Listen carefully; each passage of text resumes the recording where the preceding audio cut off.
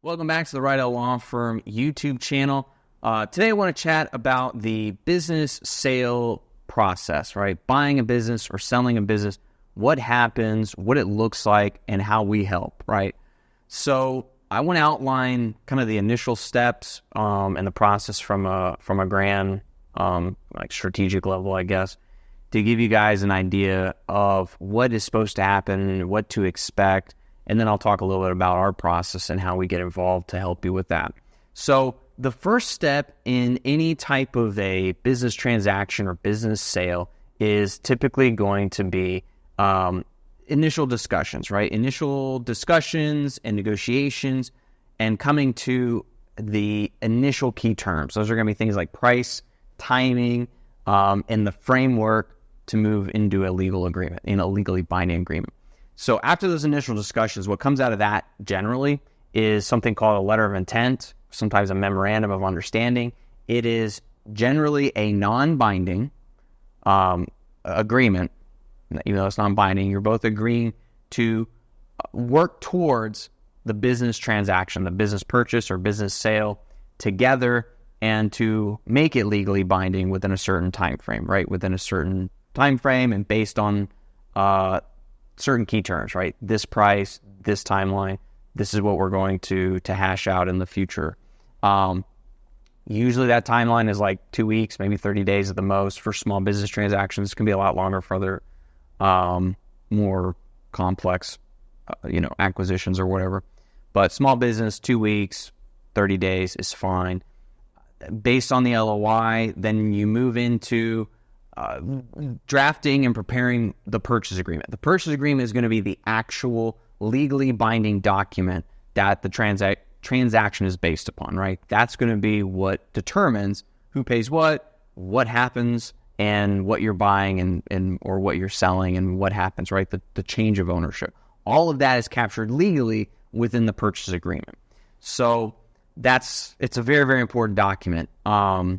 And you take the LOI, the MOU, and use that as basically the basis for drafting the purchase agreement and preparing that. So once you've prepared the purchase agreement, what is typical in a lot of transactions, I will say, not all, but some, is that after signing the purchase agreement, there's going to be what's called a due diligence period. The due diligence period is when you have a certain amount of time, 2 weeks, 14 days is very, very typical, as a buyer to investigate the business, look deeper into the business financials, maybe look into the business operations, go and actually review inventory or products, potentially even discuss with employees, right, transition. And within that due diligence period, those 14 days usually, you have the right, for any reason, to back out of the transaction, to say, this is not for us. We are not prepared to purchase this business because there's some things that are different than what we assumed, and we are not going to complete the transaction. So you can do that without any problems, right? After that due diligence period, the purchase agreement becomes binding. And if you have to back out, there's typically going to be some damages or some type of a deposit or earnest money, as it's called legally, that you as a buyer would pay to the seller, right? Or you as a seller would receive in consideration of them backing out of the deal after it's become legally binding. So that's kind of a timeline on it in a high-level overview. So how do we help in our business sales package? We help really at any stage. Most of the time, folks come to us after they've prepared the LOI or had the initial discussions with the buyer or the seller, and the key initial terms have already been decided, right? Where we step in at that point is taking the initial terms, the key terms and ideas there, and boiling that down and drafting it into a purchase agreement, making it a legally binding transaction, right? Preparing that document and making sure that everybody understands it, making sure that everybody agrees to it, and it captures all essential points of the deal, right? It's a big step. There's a lot of moving parts involved from getting from LOI to purchase agreement, but that's what we help with, right? We do it all the time, so it's not a big deal for us.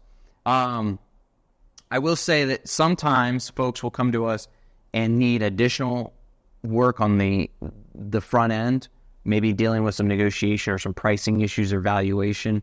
A lot of that we can help with. We don't do all of it. Like, I don't do valuations. That's not my expertise. We can connect you with the right folks for that if you need. But otherwise, we can handle the discussions with you. Sometimes there are international transactions. We represent international buyers or sellers, and there are some additional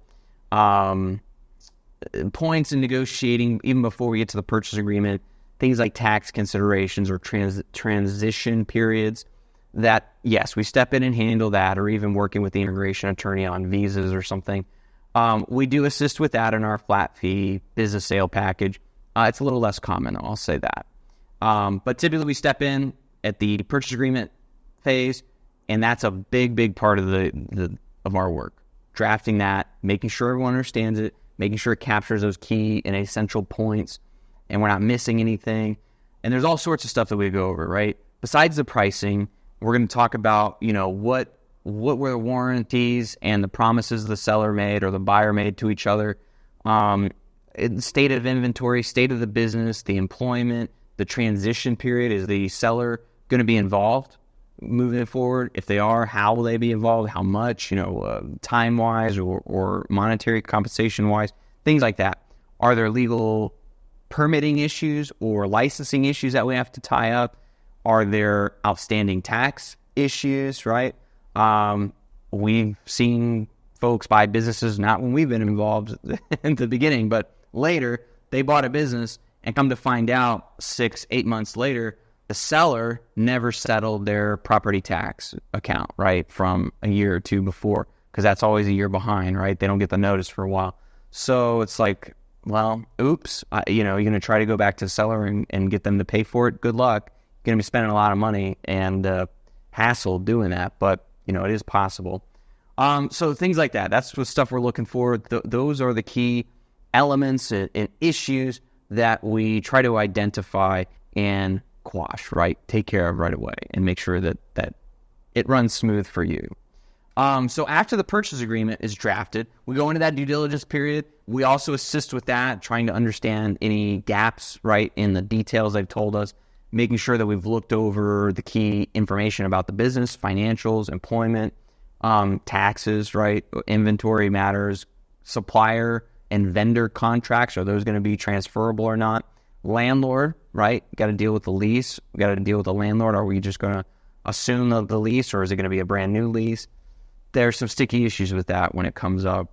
So the due diligence period, we're handling all of that. After the due diligence period, then we move towards closing, right? And in closing, what happens there is basically you get the keys, you pay, you get the keys if you're the buyer. If you're the seller, you give them the keys and you get your money, and you part ways, right? You shake hands and job well done.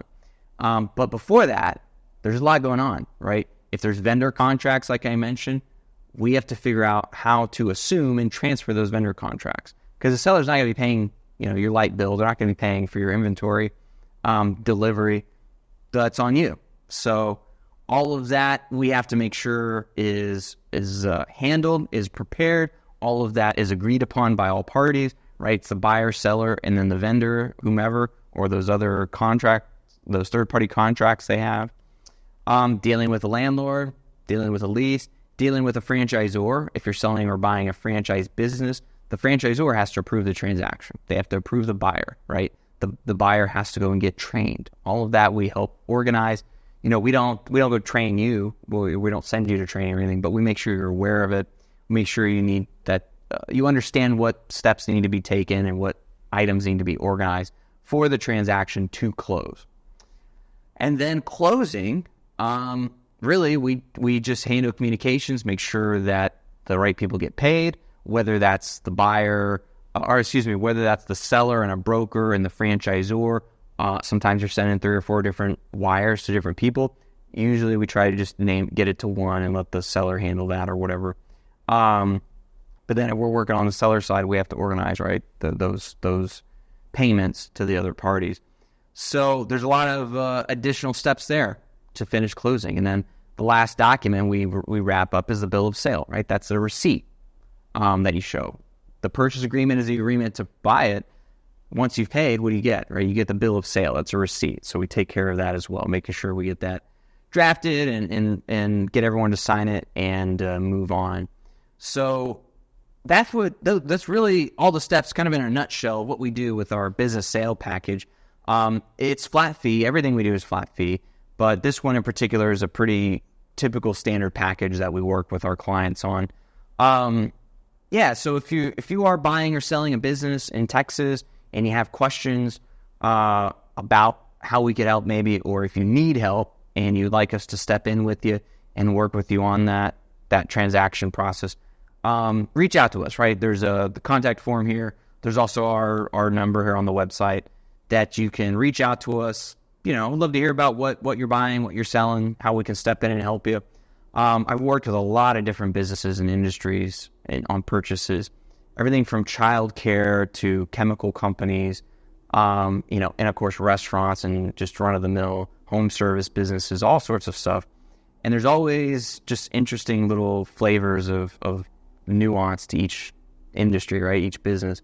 Trying to think recently, or in the recent past, I should say, not recently, but in the recent past, I recall off the top of my head just some transactions of note. We represented a seller of a home service and a chemical company. It was on the home service side. It was a landscaping, pest control, and then on the chemical side, they were actually a chemical provider. They had some kind of chemical, proprietary chemical. I don't remember if it was a device or chemical itself, but anyways, it was two businesses they bundled together to sell, and it was interesting. There was permitting at the municipal level, I think, for the pest control. Pest control, I don't know what it's called, personnel, I think, to license to do that.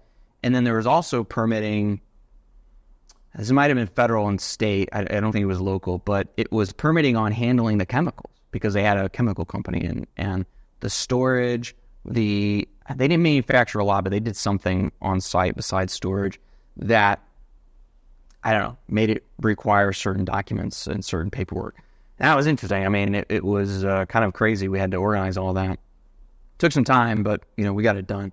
Besides that, I mean, childcare, that's one that's always a little tricky in Texas because when you are, well, I'll say at the time of this video, at least, it may be different in the future, but when you're operating a childcare business in the state of Texas, you have a state license, right? I don't recall the name of the license, probably childcare facility or something. But those licenses are both to the business and the individuals operating it, from what I recall. And they're not transferable, right? So when someone buys your business, they have to apply and get their own license. They cannot assume your license.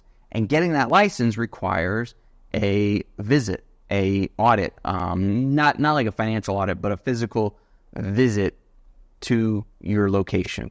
And they look for, violations, right? Are the kids healthy? Do they have enough space? And I don't know, is there mold or something? I don't know exactly what they check, but they have to physically send somebody to your physical location and go through a checklist and, I don't know, review it. And it's always a really kind of a crazy pain because we got to schedule the closing on the same day they do the inspection. And then at the inspection, if there's anything that delays it, then we have to have contingencies. Most of the time, we've never had any issues with that, but we can't finish the sale completely until after the buyer has their license, and that's after the inspection. So it's just this weird timeline of signing the PA and then having this quasi-closing where the buyer is involved but not officially because they don't have a license or a permit, and then we wait till the permit and license is issued, and then we finally close. It's just really crazy. But I don't know. We've done it before. It's not a big deal. It's just, I wouldn't want to do it alone. I would want someone on my team that knows what they're doing and to help with that. So anyways, I don't want to get off on a tangent about all these stories, but those are just examples of how we help. And I think our flat fee business sale transaction package makes sense for most folks and small businesses that are looking to buy and sell. If you have questions, reach out. Love to chat with you, learn more, and we can make sure it's a fit for you, make sure there's nothing we're missing. But otherwise, yeah, just reach out anytime. We'd love to hear your stories or hear about how we can help you. and hopefully we'll get to represent you in your business sale or acquisition. Till next time, take care.